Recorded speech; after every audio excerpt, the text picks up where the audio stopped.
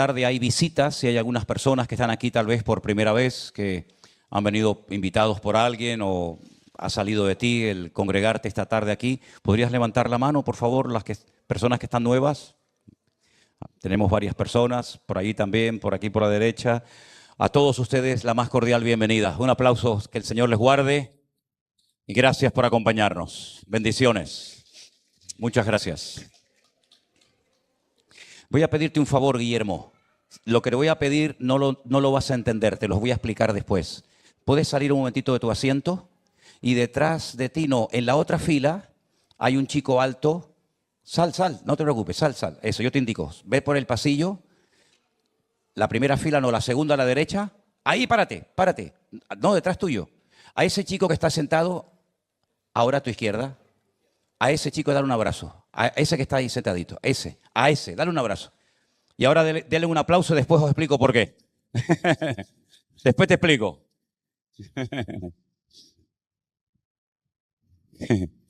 Yo sé que es la primera vez que os veis y dirá, ¿qué le pasa a Manolo esta tarde? Tranquilo, no se me ha ido la olla, sé lo que estoy haciendo, ¿de acuerdo?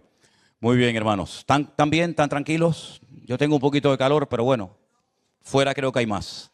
No podemos bajar más la temperatura de los aires acondicionados porque si no salta la palanca. Si forzamos los aparatos estos que tenemos, nos va a saltar la palanca y entonces va a ser peor el remedio que la enfermedad. ¿No, José Gregorio?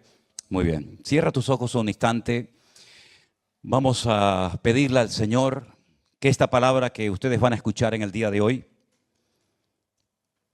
sea una palabra que nos oriente, que nos fortalezca la fe, que nos motive, que nos ayude a entender un poco más lo que está sucediendo a nuestro alrededor, porque como creyentes no podemos vivir en la indiferencia, en la ignorancia, ni mirar a otro lado, sino que tenemos que ser como el lema que hemos escogido para este año, entendidos en los tiempos.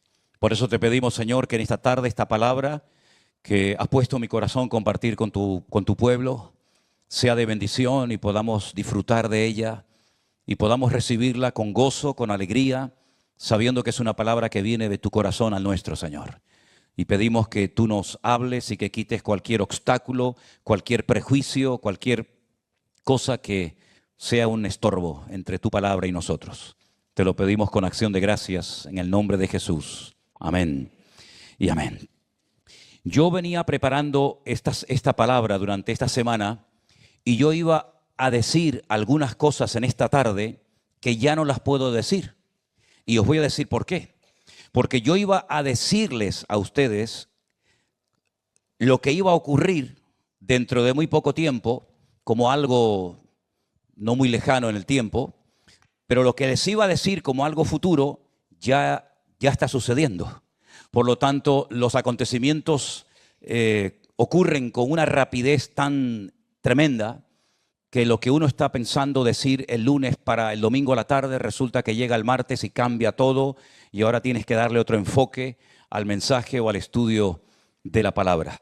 Quiero llevarles en primer lugar a una primera lectura que se encuentra en un libro que es muy bonito, tal vez no es muy conocido por algunos de ustedes, sobre todo a lo mejor por los que están empezando, pero es un libro muy interesante y creo que nos va a venir muy bien esta primera lectura.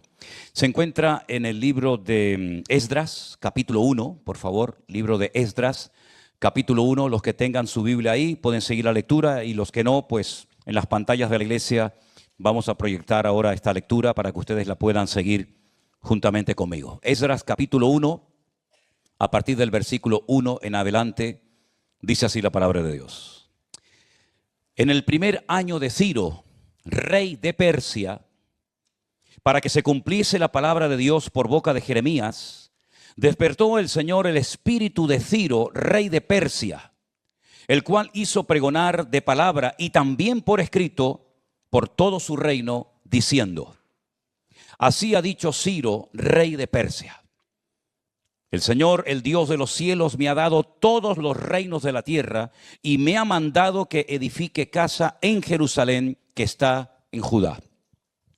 Quien haya entre vosotros de su pueblo, sea Dios con él, y suba a Jerusalén, que está en Judá, y edifique casa al Señor, al Dios de Israel. Él es el Dios, la cual está en Jerusalén. Y a todo el que haya quedado en cualquier lugar donde more, ayúdenle los hombres de su lugar con plata, oro, bienes y ganados, además de ofrendas voluntarias para la casa de Dios, la cual está en Jerusalén. ¿Cuántos dicen amén? Este libro de Esdras es muy interesante porque nos habla acerca del retorno del cautiverio en Babilonia después de 70 largos años. Ahora, yo estoy a título personal estudiando un capítulo del libro de Levítico, que es el capítulo 25, donde hay una serie de leyes muy interesantes y tengo que hacer referencia a una de esas leyes, a uno de esos mandamientos que se conoce como la Shemitah. No hay una palabra exacta que se pueda, digamos, traducir al castellano por esa palabra Shemitah, pero a grandes rasgos, esta ley, este mandamiento consistía en que los agricultores en Israel cada 7 años tenían que dejar reposar la tierra. No podían sembrarla. Algunos se preguntarán, ¿y de qué vivía la gente si no sembraba? El Señor les había prometido que si cumplían esta ley, la cosecha del año anterior, es decir, la del sexto, sería tan abundante que duraría por 3 largos años. Esta ley del descanso de la tierra está comprobado que si las naciones del mundo la pusieran en práctica, no comeríamos tanta basura como estamos comiendo. Que ya a veces la fruta ni sabe a fruta, ni las papas saben a papas, y no sabes realmente lo que estás comiendo. Porque tiene tantos pesticidas y tiene tantos productos químicos que lamentablemente a veces lo que estamos comiendo, tanto a corto como a largo plazo, pues puede perjudicar seriamente nuestra salud. Pero si dejáramos descansar, como dice la Biblia, la tierra cada 7 años, la tierra se regeneraría y daría otra vez fruto en abundancia con mayor calidad. Des en cuenta que el sabor de las frutas, de las hortalizas, de las verduras que comemos nosotros hoy en día no tiene absolutamente nada que ver con la vitalidad que daban en los tiempos de la Biblia. En los tiempos de la Biblia todo lo que se comía tenía un sabor extraordinario y le proporcionaba al hombre tal energía que comiendo muchísimo menos cantidad que lo que se come hoy en día, la gente no solamente vivía mejor, sino que además vivía más. Ahora bien, durante los 490 años que el pueblo de Israel estuvo en la tierra prometida, cuando entran con Josué, ¿se acuerdan? Nunca cumplieron esta ley del reposo de la tierra, del Shabbat Shabbatón. Es decir, hay un día de reposo a la semana que es el día sábado y tenía que haber cada 7 años un reposo para la tierra. Y eso iba a beneficiar mucho a la agricultura. Nunca, repito, en esos 490 años cumplieron con esta ley. Por lo tanto, si durante 490 años no cumplieron con esta ley del reposo de la tierra, ¿cuántos años le debían de obediencia al Señor, al dueño de la tierra? 70 años. Ustedes multiplican 70 por 7 y te da automáticamente la cifra de 490 años. Por lo tanto, tenían que ser sacados de su tierra, tierra que era del Señor, pero que ellos podían disfrutar de ella siempre y cuando obedecieran y cumplieran con los preceptos de la Biblia. Pero como no habían cumplido con esta ley, son sacados de su tierra las tribus del sur, Judá y Benjamín, y son llevadas al cautiverio en Babilonia. Porque en el año 586 antes de Cristo, recuerden esta fecha, 586 antes de Cristo, Nabucodonosor, rey de Babilonia, atacó Jerusalén y la destruyó. Se llevó los tesoros del templo a Babilonia.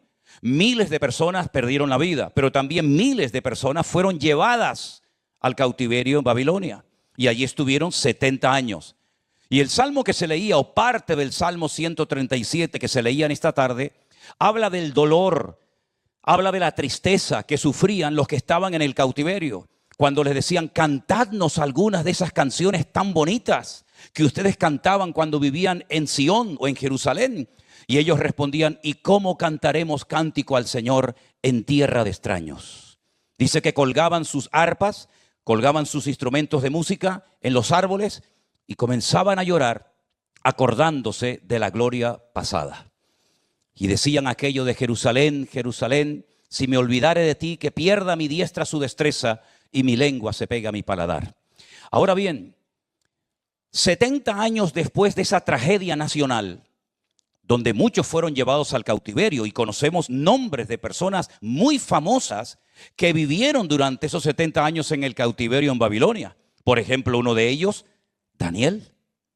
Otro de ellos, Azarías, Misael. Otro de ellos, Ezequiel.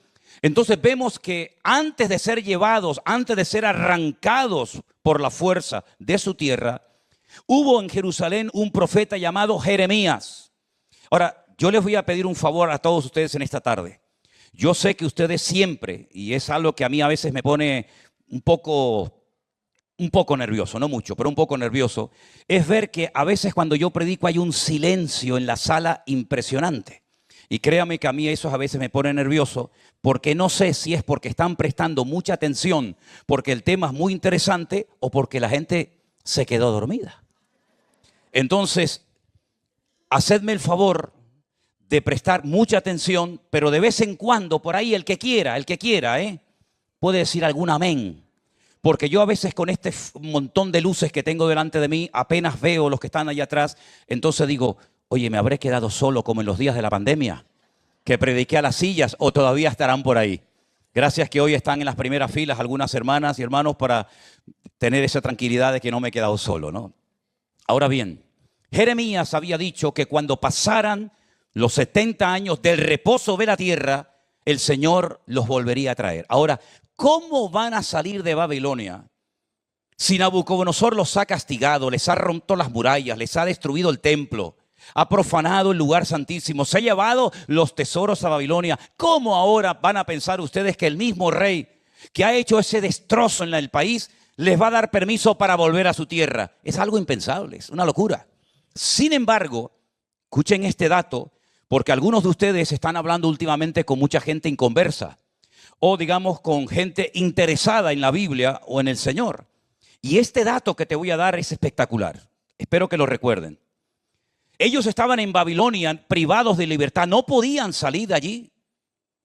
Pero Jeremías les había dicho que después de 70 años saldrían. ¿Pero cómo? Bueno, resulta que 150 años antes del nacimiento de este rey que hemos leído esta tarde, el rey Ciro de Persia, el Espíritu Santo inspiró al profeta Isaías para que escribiera estas palabras. Escúchenlas un momentito. Después les digo dónde estoy leyendo. Así ha dicho el Señor a su ungido, a Ciro, el cual tomé yo por su mano derecha para sujetar naciones delante de él y desatar lomos de reyes, para abrir delante de él puertas y las puertas no se cerrarán. Yo iré delante de ti y enderezaré los lugares torcidos. Y le da una profecía tremenda a un hombre que no existía en el momento en que Isaías escribe esto. Repito, 150 años antes del nacimiento del rey Ciro, Isaías, por inspiración divina, evidentemente, porque no tiene ninguna lógica lo que estamos diciendo en esta tarde, recibió que nacería en un momento de la historia un hombre que le pondrían sus padres por nombre Ciro, y que sería un rey que les permitiría volver a los cautivos a su tierra, a Jerusalén, después de 70 años. Para que veas cómo la Biblia se adelanta en el tiempo y en el espacio y te da a ti una herramienta tremendamente poderosa, no para convencer a nadie de que la Biblia es la verdad y la palabra de Dios, pero por lo menos hacer pensar y recapacitar a la gente acerca de la credibilidad de la cual goza este libro. 70 años después del cautiverio volvieron, lógicamente, por sentido común, muchos de los que fueron a Babilonia murieron en Babilonia. Otros nacieron en Babilonia y no conocían nada de Israel, de Jerusalén, del templo ni nada. Pero el rey Ciro sintió en su corazón el deseo de construir en Jerusalén, no en cualquier parte del mundo, en Jerusalén, un templo, una casa al Dios de Abraham, de Isaac y de Jacob. ¿Y quién mejor que los judíos para construir ese templo? ¿Quién mejor que ellos para volver a su país, a su tierra, que lógicamente estaba hecha a pedazos, escombros, la tierra abandonada, etcétera, etcétera? Pero volvieron.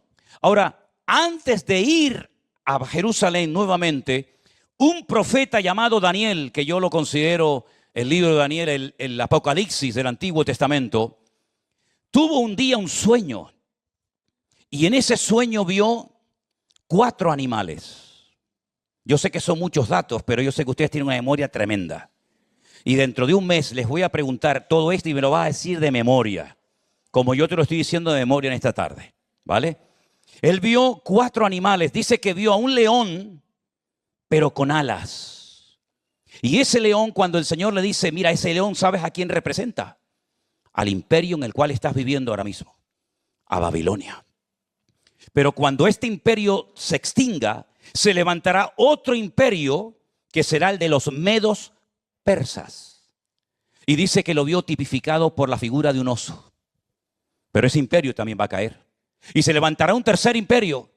Y ese tercer imperio será el imperio de los griegos, con Alejandro Magno a la cabeza. Y entonces dice que vio como un leopardo con 4 cabezas que representan los 4 generales de su ejército que se iban a distribuir el territorio, el imperio de Alejandro Magno cuando éste muriera. Ptolomeo, Seleuco, Casandro y Lisimaco. ¿Me lo pueden repetir? No, no hace falta. Esos 4 generales, cuando Alejandro Magno muere, dicen, vamos a repartirnos el imperio. ¿Y cómo podía saber Daniel que iba a haber un imperio que se iba a dividir en 4? Bueno, ahí ves lo poderosa que es la Biblia. Y un cuarto imperio que lo ve como una bestia con una cabeza, con 10 cuernos, que hace un daño terrible a la humanidad, y fue el imperio del Nuevo Testamento, el imperio que estaba en la época de Jesús y de los apóstoles, que fue el imperio romano.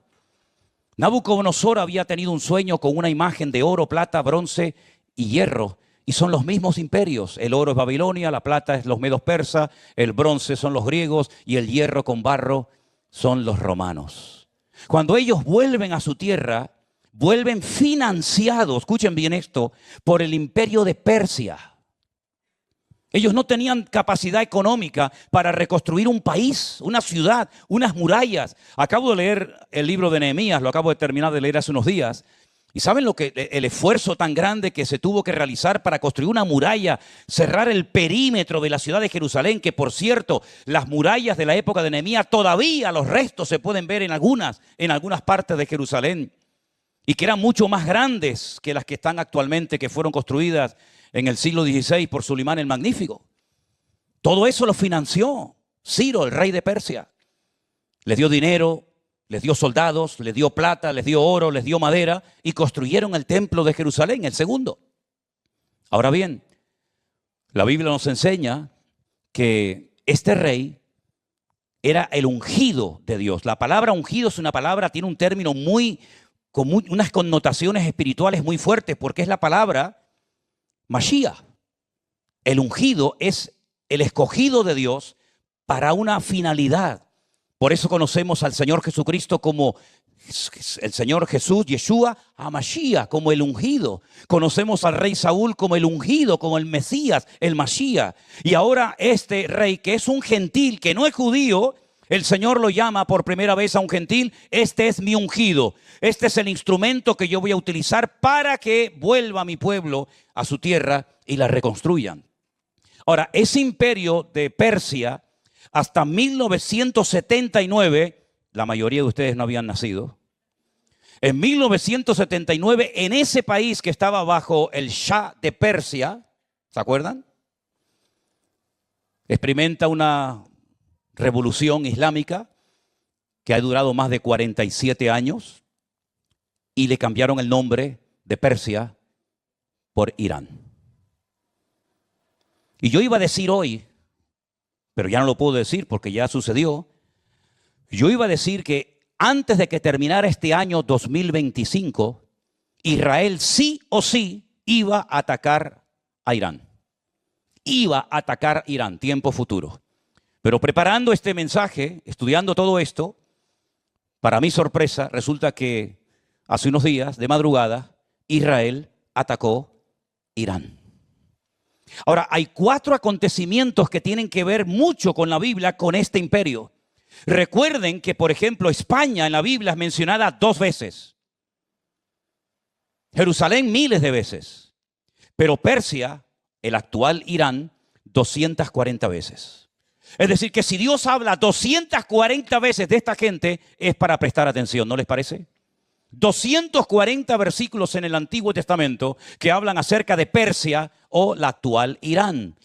Aunque sabemos que los pueblos, ¿verdad?, se han ido mezclando entre ellos, pero la zona geográfica de Irán actualmente es lo que ocupaba antiguamente el imperio de Persia, del cual hablaremos un poquito más adelante. Ahora, quiero ponerles ahí en la pantalla para que ustedes lo puedan ver, tanto los que están aquí como los que están en casa, 4 puntos fundamentales que la Biblia menciona referente a este pueblo o a esta gente. Primero, ya hemos hablado del primero, Ciro, rey de Persia, en el primer año de su mandato, de su reinado, decide en su corazón darles la libertad para que retornen todos los que quieran a Jerusalén y reconstruyan el templo, las murallas, la ciudad, etcétera, etcétera. Es algo a tener en cuenta, porque el segundo templo, la reconstrucción de la ciudad, fue financiada prácticamente en su totalidad por la mano de un persa, o de lo que diríamos hoy en día, de un iraní. El segundo acontecimiento que tiene que ver ya con el Nuevo Testamento es cuando unos magos, que no son reyes, unos magos, unos astrólogos, unos observadores de las estrellas, de las constelaciones, etcétera, sienten en su corazón ir desde su país, que está casi a 2000 kilómetros de Israel, caminando o en camellos como mucho, para dirigirse a una pequeña población que se llamaba Belén o Betlehem, la casa del pan, donde había nacido el rey de los judíos. Cuando ellos llegan a Jerusalén, donde vivía en aquel momento Herodes, aunque tenía palacios por todo el país, resulta que le dicen al rey en su propia cara: ¿dónde está el rey de los judíos? Porque su estrella hemos visto en el oriente y venimos a adorarle. Segundo acontecimiento que tiene que ver ahora con la figura del Mesías, del Señor Jesucristo, y que son magos que vienen de esa región del mundo, de Persia, la actual Irán. Si seguimos avanzando en las páginas del Nuevo Testamento, encontramos que en el día de Pentecostés, una fiesta que se celebraba 50 días después de la Pascua, es decir, de la muerte del Señor Jesucristo, hay un pequeño remanente de hombres y mujeres en una casa en Jerusalén, que en mi opinión personal no era una casa normal y corriente, sino que probablemente sería el mismísimo templo de Jerusalén, porque hablan del aposento, hablan de la casa alta, y la casa más alta de Jerusalén, sin lugar a dudas, era el templo de Jerusalén, que estaba en el monte Moriah. Ellos estaban orando y a las 9 en punto de la mañana pasa algo que nunca había sucedido. Dice que comenzaron a aparecer lenguas repartidas como de fuego que se metían sobre el cuerpo de cada uno de los que estaban allí orando. Y dice que vino un viento recio que soplaba y todos fueron llenos del Espíritu Santo. Y la evidencia de que estaban en ese momento siendo utilizados por el Espíritu Santo o siendo llenos por el Espíritu Santo es que comenzaron a hablar en otras lenguas. Comenzaron a hablar en idiomas que ellos no habían aprendido en la escuela.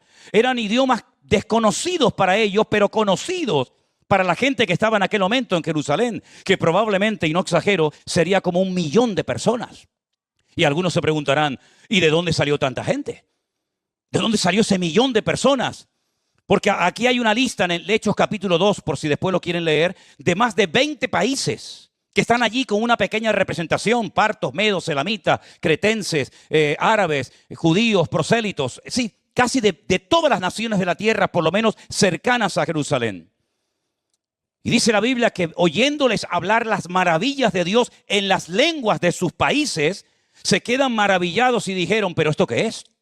¿Cómo este pescador de Galilea, que apenas sabe hablar, hombre sin letras, sin grandes estudios, le oigo hablar en mi propia lengua, y el otro en la misma, y el otro, y algunos decían: es que están borrachos? Hombre, yo les digo una cosa, y perdonen si les ofendo: si yo tuviera la seguridad de que emborrachándome un día aprendo a hablar 20 idiomas, perdonen, yo me borracho esta noche.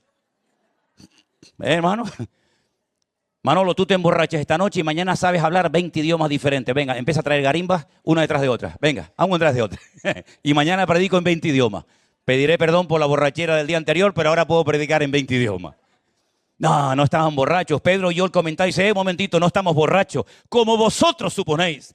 Es que estamos borrachos, pero del Espíritu de Dios. La presencia del Señor ha venido a nuestras vidas. Y sin yo saber hablar en árabe, sin yo saber hablar en tu idioma, yo te estoy hablando porque Dios me está usando en este momento para darte testimonio de que aquel que ustedes mataron y crucificaron, el Dios el eterno, lo ha levantado, lo ha hecho Señor y Cristo. Y fue algo increíble, una experiencia tremenda. Y allí, en esa lista de los que están allí presentes, representando a sus países que habían venido para presentar sus ofrendas y sus diezmos en Jerusalén, porque era una fiesta que tenían que estar allí. Los primeros que se mencionan son, escucha, partos, medos y elamitas. ¿Y estos de dónde son? Los partos, los medos y los elamitas. De la antigua Persia, del actual Irán. Es decir, que son los que financian el templo, son los primeros en adorar al niño, a Jesús en aquel lugar, y son los primeros mencionados en la lista cuando reciben el Espíritu Santo, los 120 en el aposento alto, y estos van allí y les oyen. Y curiosamente aparecen los iraníes o los persas. Es como si dijeran los andaluces, los madrileños y los catalanes. Que todos son españoles todavía, ¿no?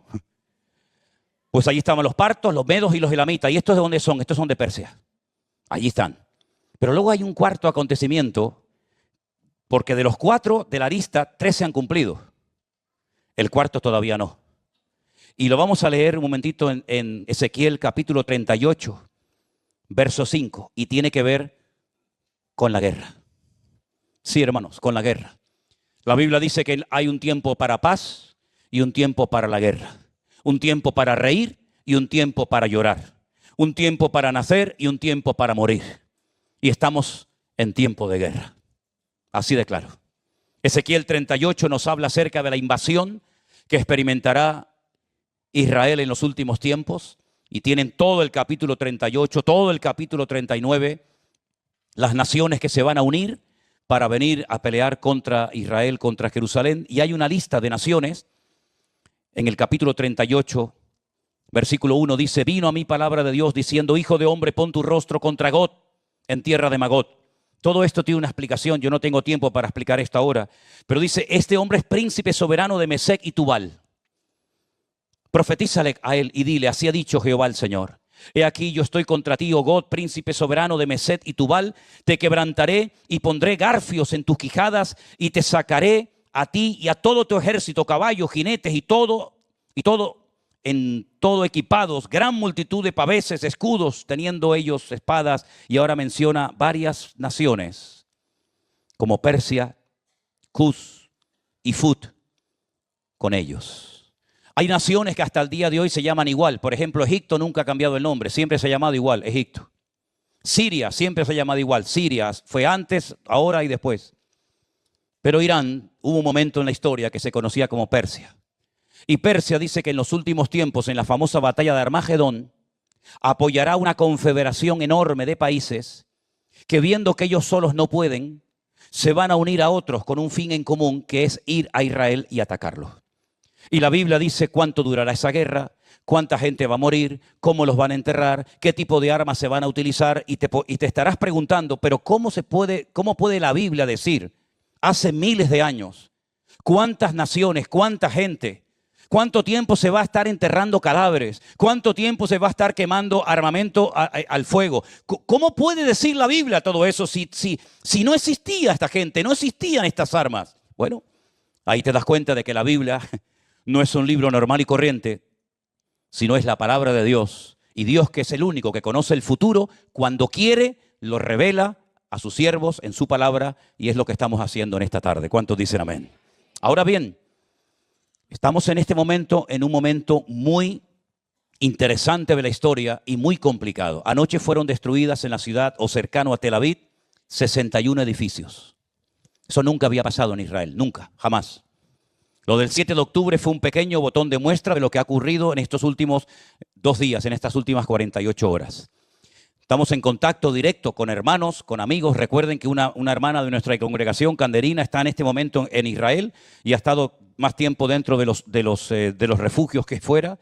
Y esta mañana, muy temprano a la mañana, tengan en cuenta que en Israel ahora mismo son 2 horas más que aquí, me llamaba una hermana que nos sigue por internet, ya es una anciana, tiene más de 90 años. Su marido el año pasado nos dijo que tenía 98 años, por lo tanto ya está más cerca de los 100. o hace 2 años nos lo dijo. Ellos viven en la famosa y preciosa ciudad de Tiberias, junto al mar de Galilea, una casa espectacular en lo alto de la montaña, con unas vistas realmente espectaculares, pero ella me llamaba sobre todo, como me dice ella, mi lindo pastor. Nadie me llame así, por favor, pero ella no me llama ni mi mujer así, imagínate, llámame tú así. Mi lindo pastor, mi querido pastor, por favor, dile a los hermanos que oren mucho por nosotros. Estamos muy asustados. Dice, estamos en el refugio. Yo le pregunté si tenían agua, comida. Dice, todo eso lo tenemos, no pasa nada. Pero esta mañana me levanté asustada porque sonaron las alarmas. Yo las acabo de apagar ahora porque estaban sonando hace un instante. Y no podía cerrar la ventana de hierro y tuve que llamar a la vecina porque son ventanas muy pesadas. Y ayer hablaba con nuestro hermano Adolfo y Paula, que si Dios lo permite, vamos a ver, estarán con nosotros aquí en el mes de agosto, y hablaba con nuestro hermano Eliezer y con varios hermanos de Israel, y hay una situación en este momento muy, muy complicada. Yo hice una videollamada al conductor árabe que nosotros contratamos cuando vamos a Israel, y hablábamos desde el refugio. Me enseñó a los hermanos que estaban en el refugio, allí estaban cantando, estaban orando, estaban alabando al Señor, pero estaban en el refugio. Y hemos recibido imágenes de hermanos que están en refugios, que no pueden salir, etcétera, etcétera. No hay marcha atrás, mis queridos hermanos. Tengo un dato muy, muy importante que está basado en el capítulo que yo a título personal estoy estudiando, que aún no he compartido nada de eso. Simplemente les voy a pedir, si quieren, que lean por favor en cuanto puedan el capítulo 25 del libro de Levítico. El capítulo 25 del libro de Levítico, dentro de muchas cosas, nos dice lo siguiente: que cada 50 años, repito, cada 50 años, en el año de jubileo, se tenían que perdonar las deudas. Los esclavos tenían que ser puestos en libertad. De ahí viene también un poco la frase, Padre nuestro, perdona nuestras deudas como nosotros también perdonamos a nuestros deudores, ¿verdad? Y no solamente eso, sino que cada 50 años se perdonaban las deudas, se soltaban a los esclavos, era el año de jubileo, era un año de festividad, era un año de libertad. Y estuve investigando, y si quieren les doy el dato ahora mismo porque lo tengo por aquí. Estuve investigando cuándo se va a celebrar el próximo año de jubileo. Es decir, cuándo vendrá un año bíblicamente hablando especial, un año bíblicamente diferente, un año en el que vamos a ver cambios muy significativos en la economía, en la política, en el ambiente espiritual. Y curiosamente, investigando todo esto, todavía estoy a título personal viendo esto, será en el año 5788. Pero no del calendario nuestro, No del calendario nuestro. Sí, Manolo, si es en el 5700, Manolo, yo en el 5700 estoy con la carroza de oro dando paseos por la Nueva Jerusalén, ¿no? Que se revienten aquí abajo, que yo estoy allí con Abraham, con Isaac, No. Ese es en el calendario hebreo bíblico. ¿Lo quieren saber en el calendario nuestro? Entre septiembre y octubre del 2027. Qué curioso, ¿no? En el 2027 se volverá a celebrar el año de jubileo, que es el año más espectacular del año, que hace 50 años que no se celebra, 48 ahora mismo, y donde siempre se han producido cambios en todo, en lo político, en lo social, en lo espiritual, absolutamente en todo. Y yo creo que hasta el 2027 podemos aguantar, ¿no, hermano? Lo dijo el otro día don Peter, que él por lo menos hasta el 27 va a aguantar. ¿No lo oyeron? Hombre, si don Peter va a aguantar hasta el 27, yo no me lo pierdo, Aunque yo creo que no va a llegar ni a agosto, pero bueno, por si acaso, ¿no? Lo curioso de todo esto es que hay una profecía acerca de lo que le va a ocurrir a ese pueblo del cual estamos hablando en esta tarde. Sin lugar a dudas, este ataque preventivo era necesario. Y les voy a decir por qué. Porque hay muchos países en el mundo que tienen armas nucleares. Israel es uno de ellos, Francia, Estados Unidos, Pakistán, Rusia. Pero ningún país árabe tiene acceso a armas atómicas. Las armas atómicas, dijo Albert Einstein, si se usan en una tercera guerra mundial, la cuarta la tendríamos que pelear con piedras y con palos. Porque las secuelas que dejan en el agua, en el ambiente, en el aire, en todo, son secuelas que matan por 100, 200, 300 o más años. Solamente una bomba atómica puede matar en segundos a 2 millones de personas. En 3 segundos, 2 millones de personas, 3 millones de personas pueden morir en cuestión de segundos. Y hay un país que está obsesionado con la idea de destruir al pequeño territorio de Israel, donde no solamente viven judíos, sino es que viven nuestros hermanos en Cristo. Que ahí hay congregaciones, yo he predicado en Tel Aviv, he predicado en Askelon, he predicado en Beersheba. Es decir, ahí hay pastores, hay hermanos nuestros, hay jóvenes, hay niños, hay árabes cristianos. Ayer mataron una familia cristiana, sus 3 hijas, su esposa y el marido. Hay drusos, hay beduinos, hay muchas etnias en aquel lugar. Y este país de antigua Persia o Irán ha dicho, y lo ha dicho muchas veces, y lo pueden comprobar, por ejemplo, en Internet, que hoy en día en Internet pueden encontrar muchas cosas, que ellos quieren, están con esa obsesión, construir, hacer, fabricar armas nucleares para destruir a Israel y borrar a ese estado satánico, como dicen ellos, de la faz de la tierra. ¿Cómo tendría que reaccionar un país tan pequeño cuando sabes que hay alguien que ha dicho abiertamente en todos los foros habido y por haber que su obsesión es destruir y arrasar de la faz de la tierra a esta pequeña nación? Pues se descubrió, hermanos queridos, que dentro de unos pocos días, máximo un par de semanas, estas 15 bombas atómicas estarían listas para ser lanzadas a Israel en cualquier momento. Por lo tanto, no había tiempo que perder. Ahora, esta semana ha ocurrido algo muy extraño y yo se lo quiero compartir rápidamente. En Israel, los religiosos, los ultraortodoxos, se niegan rotundamente a ir al ejército. El ejército en Israel es obligatorio para los varones y para las mujeres. 3 años unos, 2 años las otras. Los religiosos se niegan rotundamente a ir a aportar su apoyo, su grano de arena al ejército, como los que tuvimos que ir en su momento cuando era obligatorio. Tienen que ingresar ya 54,000 jóvenes religiosos que se niegan rotundamente a ir. Hay 2 grupos, hay 2 partidos políticos religiosos que apoyan al actual primer ministro de Israel, Benjamín Netanyahu. Y le dijeron que si seguía empeñado en que los jóvenes religiosos fueran al ejército, le quitaban su apoyo y automáticamente tenía que ir el país a elecciones y perdía la capacidad de gobernar. Cuando Milei, el presidente de Argentina, el otro día en el Parlamento, en el Knesset en Jerusalén, dio un discurso y puso a todo el mundo de acuerdo y todo el mundo, mira qué difícil que un argentino ponga a todo el mundo de acuerdo, ¿eh? Mira que es difícil, pero los puso, ¿eh? Todo el mundo se puso de pie, le aplaudió. La verdad es que el tío es un fenómeno. Yo, si no fuera creyente, terminaría los sermones o los discursos como él los termina. Pero no lo puedo decir. Pero las ganas sí me quedan. Bueno, el tema es que cuando termina su discurso y se marcha,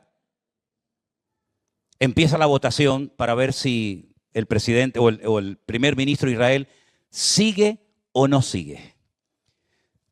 Le faltó un pelo para perder la gobernabilidad de su país. Esa noche podía haberse producido un cambio significativo en la política de Israel, y nos guste o no, estemos de acuerdo o no, todo lo que allí pasa es como el ojo del huracán, nos afecta a todos para bien o para mal. Y esa noche milagrosamente se salvó por los pelos. En el último minuto, la votación salió que podía quedarse. La próxima, el próximo esfuerzo, la próxima, ¿cómo se llama? Lo que le hicieron a Rajoy, ¿cómo se llamó? La moción de censura, según la ley de Israel, no se puede llevar a cabo hasta dentro de 6 meses. Y yo dije, ya está, 6 meses es lo que la Biblia llama medio tiempo. Tiempos y la mitad de un tiempo. La mitad de un tiempo. La mitad de un tiempo son 6 meses. Si la Biblia habla de la mitad de un tiempo, Irán está a punto de construir las 15 bombas atómicas. En menos de 6 meses, Israel tiene que atacar a Irán sí o sí. Y yo pensaba en los próximos 6 meses, pero resulta que fue hace unos días de madrugada por la noche. Es decir, los acontecimientos están ocurriendo de una manera tan rápida que una de dos: o la Biblia es verdad, o aquí hay el cuento más grande de la historia y nos lo hemos creído todos. Yo estoy plenamente convencido de que estamos viviendo desde el año 2020, días de la pandemia, los tiempos más interesantes de la historia del pueblo de Dios. Las cosas que han ocurrido en estos últimos años han sido tan drásticas, han sido tan brutales y tan rápidas que estamos hablando hoy de una cosa y probablemente mañana estaremos hablando de otra. Los acontecimientos están llevando a cabo con una velocidad tan pasmosa que uno dice, Señor, ¿hay algún texto, hay alguna promesa, hay alguna palabra que nos venga como anillo al dedo a nosotros los cristianos hoy en día? Claro que lo hay, mi querido hermano. Por supuesto que lo hay. Y yo quiero compartir con ustedes este versículo que se encuentra en el último libro de la Biblia, el libro del Apocalipsis. Y es un mensaje que el Señor le dio a una iglesia y nosotros como iglesia, como pueblo de Dios, nos sentimos 100% identificados con esta palabra que hoy vamos a compartir. Y dice así, Apocalipsis capítulo 3, mensaje del Señor a la iglesia de Filadelfia, versículo 8. Yo conozco tus obras. Ahora hazte a la idea de que el Señor te está hablando a ti personalmente, ¿vale? Aunque estamos en el culto, estamos en la iglesia, ahora Dios me está hablando a mí directamente y me dice, yo conozco lo que estás haciendo. Es decir, tus obras, tus actuaciones, yo las conozco. Yo he puesto delante de ti una puerta abierta, la cual nadie puede cerrar. ¿Cuál es la puerta que Dios ha abierto delante de tus narices? ¿Cuál es? Yo sé cuál es la que me abrió a mí, Lo tengo más claro que el agua. Yo sé las puertas que a mí el Señor me ha abierto. Y el Señor nos dice a nosotros, yo pongo delante de ti una puerta la cual nadie puede cerrar. Y aquí me siento 100% identificado con lo que a continuación voy a leer, si lo quieren leer conmigo. Porque aunque tienes poca fuerza, has guardado mi palabra y no has negado mi nombre. ¿Cuántos dicen amén? Tremendo. Fuertes aplausos al Señor. Aleluya. Gloria a Dios. Aunque tienes poca fuerza, bueno, algo tengo, ¿no? Dice poca, pero bueno, algo tengo. Mejor que nada. Has guardado mi palabra y a eso sí que puedo decir un fuerte amén yo, Yo he guardado la palabra de Dios y la he predicado los últimos 44 años de mi vida. No has negado mi nombre. Bueno, pues a esa gente, como tú y como yo, que nos sentimos 100% identificados con cada palabra del versículo 8, ahora nos da el Señor la promesa, y es la del versículo 10. Es impresionante. Por favor, pido que todos la lean conmigo. Y dice así, por cuanto has guardado la palabra de mi paciencia, yo también te guardaré de la hora de la prueba que ha de venir sobre el mundo entero para probar a los que moran sobre la tierra. Bendito sea Dios. Esa es la promesa que hoy el Señor nos da. Aleluya. Primero nos dice, el resultado, la consecuencia de haber guardado es cumplir, poner en práctica, obedecer mi palabra. El beneficio que va a traer a tu vida es que yo te voy a guardar, yo te voy a proteger, yo te voy a cuidar de la hora de la prueba que va a venir sobre el mundo entero, incluida España, por supuesto, incluida Europa. El mundo entero va a ser probado para probar a los que moran sobre la tierra. Y yo creo, queridos hermanos, que estamos ya en este tiempo. Yo creo sinceramente que la pandemia descubrió a más de uno, Descubrió iglesias, las que eran de verdad y las que no valían para nada. Yo sé que a lo mejor más de uno que ve esto y dice, uy, lo que está diciendo este hombre, a mí me da igual, ¿sabe? A mí me da igual. La pandemia descubrió a iglesias, descubrió a pastores, descubrió a vividores, descubrió a asalariados, descubrió quién estaba por dinero y quién estaba por amor a las ovejas. Lo descubrió, La pandemia sacó a la luz lo bueno y lo malo de todos. ¿Quién es capaz de aguantar? ¿Quién no era capaz de aguantar nada? ¿Quién estaba por esto? ¿Verdad?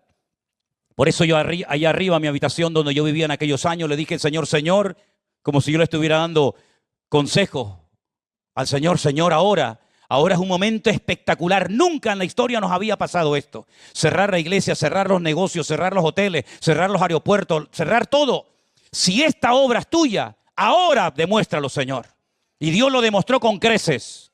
De tal manera que cuando muchos de ustedes volvieron después del confinamiento, entraron a la iglesia y ni la conocían. De todos los cambios internos y externos que se produjeron. Y esa onda expansiva, esa bendición que nos cayó en el 2020, todavía sigue actuando. Y una vez al mes, por lo menos ustedes pueden ver en estas pantallas cientos y cientos de hombres y mujeres, por no decir de miles, que han sido tocados y ganados por la palabra de Dios en muchas partes del mundo. En este momento recuerden que ahora mismo Anderson y Alberto están en Perú predicando la palabra. Y lo estaban haciendo en medio de un terremoto. Porque quiero decirles que mientras estaba el tiempo de alabanza y nos mandaron el vídeo, yo no le dije nada a Vanessa para no asustarla, pero ya ella me dijo que ya lo había visto. Se estaba produciendo un terremoto de 5.5. ¿Qué te parece? Y la semana pasada estaba el pastor nuestro de Colombia, Osman, en un 8º piso con otro terremoto. Y dice, pastor, se está moviendo todo. Digo, pues siga adelante cantando y toca más fuerte. ¿Qué te parece? Es decir, en el 2005 Dios sacó a la luz lo bueno y lo malo de muchos de nosotros. Pero ahora otra vez lo está volviendo a sacar con el tema de Israel. Otra vez sale el que verdaderamente ama, salen los prejuicios y tú dices, pero ¿cómo puede un pastor, cómo puede un cristiano, cómo puede un hijo de Dios que lee la Biblia, que Israel está desde el principio hasta el final?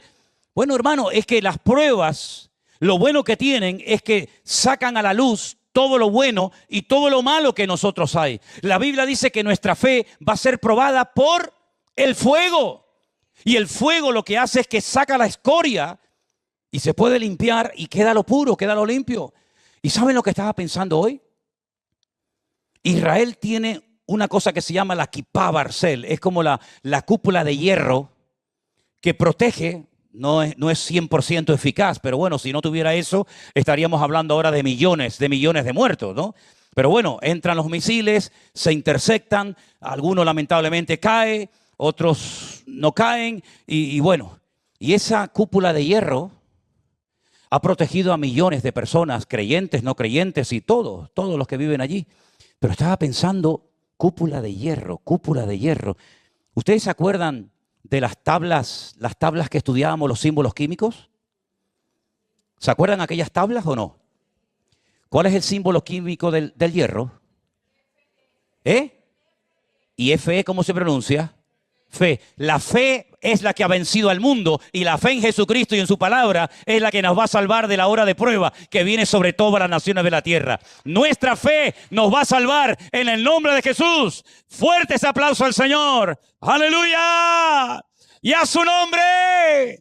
¡Y a su nombre! ¡Gloria a Dios! ¡Gloria a Dios!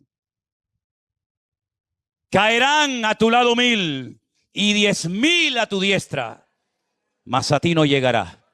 Y si nos llega, para mí el vivir es Cristo.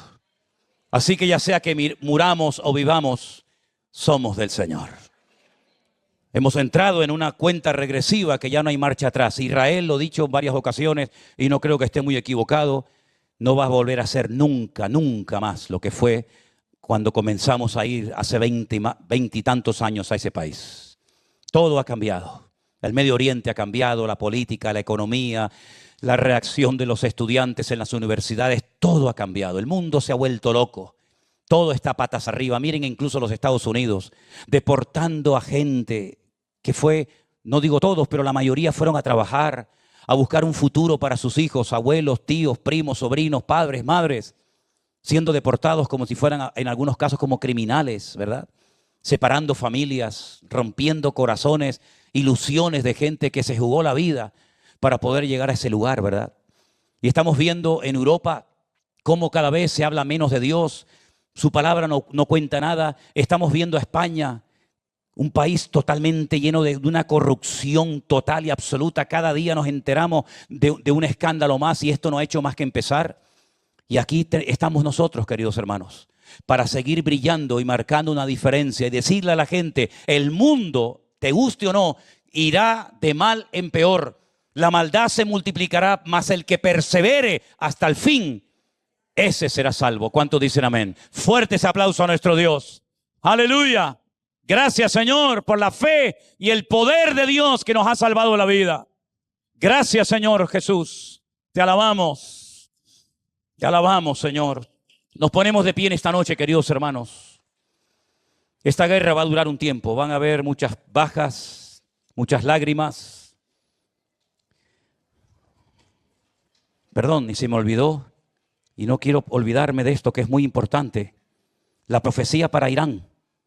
Por si hay algún iraní que me está escuchando.